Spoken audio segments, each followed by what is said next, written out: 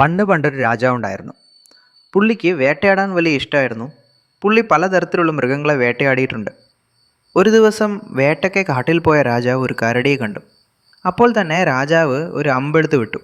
പക്ഷെ ജസ്റ്റ് മിസ്സായി.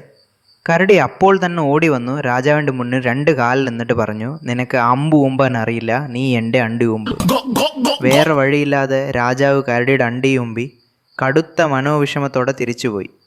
അന്ന് രാത്രിയിൽ അദ്ദേഹത്തിന് ഉറങ്ങാൻ കഴിഞ്ഞില്ല. കരടിയെ എങ്ങനെയെങ്കിലും തട്ടണമെന്ന ചിന്ത മാത്രമായി രാജാവിന്. അടുത്ത ദിവസം രാവിലെ തന്നെ രാജാവ് കരടിയെ തട്ടാനിറങ്ങി. അത് അങ്ങ് ദൂരെ നിന്ന് കരടി വരുന്നത് രാജാവ് കാണുന്നു. ഒരു അമ്പെടുത്ത് വിടുന്നു. ബട്ട് ഇത്തവണയും ജസ്റ്റ് മിസ്.